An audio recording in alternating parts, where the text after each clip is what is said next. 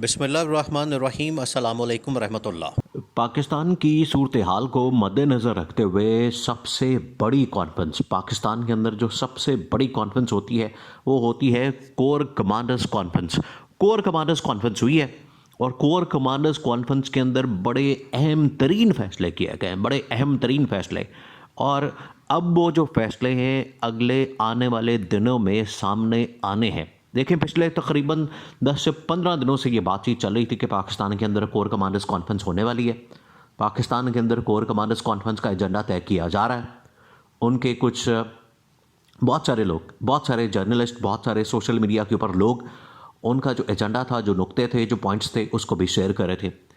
अब वो core commanders conference होगी। देखिए, ये जो टॉप जनरल्स हैं पाकिस्तान के, ख़ास तौर पर जितनी पाकिस्तान की कोर कमांड्स हैं वहाँ से जितने कोर कमांडर्स हैं वो इसमें पार्टिसिपेट करते हैं। इसके अलावा जो टॉप की इंटेलिजेंस एजेंसीज हैं, जिससे आईएसआई, उसका भी हेड भी इस कोर कमांडर्स कॉन्फ्रेंस के अंदर होता है और तमाम की तमाम सिचुएशन का जायज़ा लिया जाता है। देखिए, इस टाइम आपने सिचुएशन को समझना है। आप ये जहन में रखें कि इस टाइम पाकिस्तान की सूरत हाल, रीजन की सूरत हाल और इंटरनेशनल सूरत हाल क्या है। इस टाइम पाकिस्तान को 2-3 जो चैलेंजेस हैं उसके अंदर एक तो पॉलिटिकल है, एक इकोनॉमिक है और एक सिक्योरिटी है। तो पहले सिक्योरिटी चैलेंज आप देखें कि सिक्योरिटी चैलेंज में अब किस तरह से इकोनॉमिक चैलेंज को लिंक कर दिया, नथी कर दिया, मिला दिया। अब आईएमएफ से बार बार कहा जा रहा है कि आईएमएफ पाकिस्तान को सपोर्ट करे, आईएमएफ पाकिस्तान को कर्जा दे, आईएमएफ पाकिस्तान को डॉलर्स दे ताकि पाकिस्तान के अंदर इकोनॉमिक स्टेबिलिटी आ सके। पॉलिटिकल स्टेबिलिटी के लिए भी अब ऑप्शन निकाली जा रही है कि किस तरीके से इस हुकूमत को फारिग किया जाए, किस हुकूमत को लाया जाए, किसको यहाँ पर बैठाया जाए।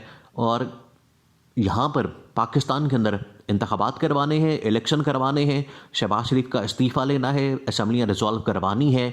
इमरान खान ने पंजाब और असम्बली जो केपी असम्बली है वो तोड़ दी है। तो किस तरह से मामले को आगे लेकर चला जाए, ये तमाम ऑप्शन डिस्कस हुए हैं। लेकिन उसमें जो सबसे अहम तरीन ऑप्शन है वो ये है कि पाकिस्तान को सबसे पहले तो आईएमएफ के प्रोग्राम के अंदर दोबारा जाना है और उसके लिए जो भी कंडीशंस और उसके लिए बातचीत। देखें, ये तो अब बड़ा क्लियर हो गया, ये बड़ा अहम मामला सामने आया कि इस टाइम जो वज़ीर ख़जाना है इसहाक़ डार, उसके साथ कोई भी मुल्क और आईएमएफ बातचीत करने को तैयार ही नहीं।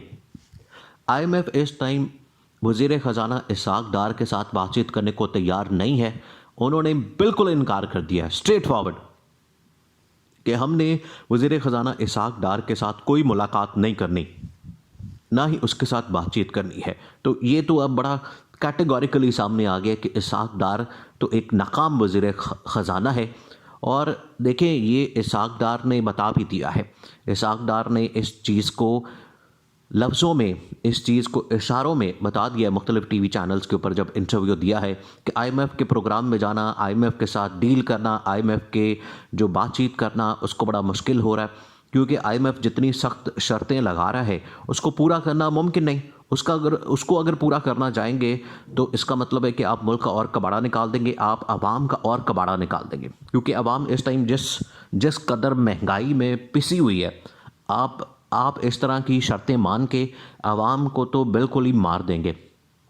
इस वजह से उनको अंदाज़ा हो गया कि अब आवाम के पास अगर हमने जाना है तो ये हमें कंट्रोल करना पड़ेगा। या तो हम फिर हुकूमत ही छोड़ दें, हुकूमत ख़त्म कर दें, ताकि जो भी हुकूमत आती है, वो अबूरी सेटअप आता है या कोई और सेटअप आता है, वही आके फिर फैसले करे, वही आके संभाले, वही मामलात को देखे। हमारी कम से कम जान छूट जाएगी। जो पिछले 8-10 महीनों से जितनी ये हुकूमत शरीफ ख़ानदान या जरदारी ख़ानदान जलील हुआ है, ये इनकी जान छूट जाएगी। अब ये इस तरफ सोच रहे हैं।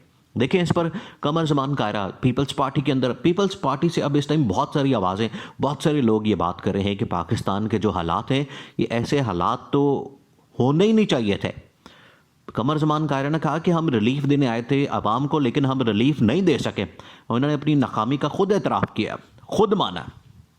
ये जो कोर कमांडर्स कॉन्फ्रेंस हुई है, इसके अंदर ये सिचुएशन डिस्कस हुई है, इस सिचुएशन को सामने रखा गया और तमाम के तमाम जो टॉप के जनरल्स हैं उन्होंने इस सिचुएशन का जायज़ा लिया, इस सिचुएशन की जांच पड़ताल की है, इस सिचुएशन को परखा है और सामने रख के एक एक ऑप्शन के ऊपर डिस्कस किया। क्या देखिए, अगर ये वाली हुकूमत नहीं चलती है फिर उसके बाद ज़रूरी हो जाना है कि शहबाज शरीफ का इस्तीफ़ा लिया जाए और असम्बलियाँ तहलील की जाएं, क्योंकि इमरान खान तो डटा हुआ है। इमरान खान ने पीछे नहीं हटना। इमरान खान ने तो असम्बलियाँ तोड़नी ही तोड़नी है।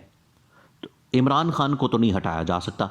इस वजह से अब ये ऑप्शन डिस्कस हो रही है कि फिर शहबाज शरीफ से इस्तीफ़ा लेके जो नेशनल असम्बली है और पूरे बाकी तमाम सूबों की जो असम्बलियाँ हैं उनको तोड़ दिया जाए, उनको तहलील कर दिया जाए और मुल्क को इलेक्शन की तरफ लेके जाते हैं। एक ये ऑप्शन है। दूसरी ये ऑप्शन है कि इस टाइम मुल्क के अंदर अबूरी सेटअप की बजाय एक ऐसा सेटअप ले आते हैं। वो अबूरी सेटअप इस लिहाज से होगा कि टेक्नोक्रेट का सेटअप होगा। टेक्नोक्रेट प्रोफेशनल लोग उसमें शामिल होंगे और वो आके मुल्क के इकोनॉमिक हालात को, पॉलिटिकल हालात को, और इस बारे में देखिए इमरान खान ने बड़ा वाज़ेह तौर पर बता दिया है। और ये सहाफ़ियों से बात करते हुए जो इमरान खान ने इन्फॉर्मेशन दी है, ये बड़ी अंदर की इन्फॉर्मेशन है कि मुल्क के अंदर इस टाइम जो टेक्नोक्रेट का सेटअप है उसके ऊपर बातचीत हो रही है। ये बड़ा अहम मामला है और कोर कमांडर्स कॉन्फ्रेंस के अंदर इस बात को डिस्कस किया गया, जहाँ पर सिक्योरिटी, देखें आईएमएफ, इस टाइम आईएमएफ से डील आपको उसी सूरत में मिलनी है जब अमेरिका असल में यहाँ पर दोबारा से वही गेम खेलना चाहता है। अफ़गानिस्तान के अंदर वो अपने ऑपरेशन करना चाहता है, अफ़गानिस्तान के ऊपर वो निगरानी करना चाहता है, अफ़गानिस्तान की इंटेलिजेंस करना चाहता है, साथ ही सीपैक के ऊपर भी नज़र रखना चाहता है और चाइना के ऊपर भी नज़र रखना चाहता है। और इंडिया जो है, इंडिया उसका बगल बच्चा। जब आप अमेरिका को इस तरह से दावत देंगे अपने मुल्क के अंदर, फिर अफ़गानिस्तान से जो लोग हैं वो भी आपके ऊपर हमला करेंगे और यहाँ से जो बाकी जो सुपर पावर हैं जिसके अंदर चाइना है या रशिया है, अगर अमेरिका, देखें असल तो जंग होती है रिसोर्सेज के ऊपर कब्ज़े की, और ये अफ़गानिस्तान के थ्रू और अफ़गानिस्तान के अंदर भी और अफ़गानिस्तान के थ्रू जो सेंट्रल एशिया के अंदर जो रियासतें हैं उनके अंदर जो मादनियात हैं, उसके अंदर जो इतनी ज़्यादा वहाँ पर रिसोर्सेज हैं उसके ऊपर कब्ज़ा करना चाहते हैं। और उसके ऊपर जब कब्ज़े की बात होगी फिर रशिया भी आगे खड़ा होगा, चाइना भी उसको रजिस्ट करेगा। तो ये फिर एक पूरी यहाँ पर गेम शुरू हो जानी, पूरी एक जंग शुरू हो जानी। उसमें पाकिस्तान को इस्तेमाल किया जाता है, पाकिस्तान को एक लॉन्च पैड के तौर पर इस्तेमाल किया जाता है, क्योंकि पाकिस्तान की जो जियो लोकेशन है, जियो पोलिटिकल सिचुएशन जो लोकेशन है वो इतनी इंपॉर्टेंट है कि पाकिस्तान को रूल आउट नहीं किया जा सकता, पाकिस्तान को इसमें से निकाला नहीं जा सकता। और उस गेम के अंदर इंडिया एक बगल बच्चे के तौर पर किरदार अदा करता है। अमेरिका का वो पिट्ठू है, अमेरिका का वो बगल बच्चा है, जो उसको अमेरिका की तरफ से इंस्ट्रक्शन आती है उसके मुताबिक काम करता है। इसलिए कोर कमांडर्स कॉन्फ्रेंस के अंदर ये हतमी फैसला किया गया है कि इस हुकूमत को तो हर हाल में घर भेजना है।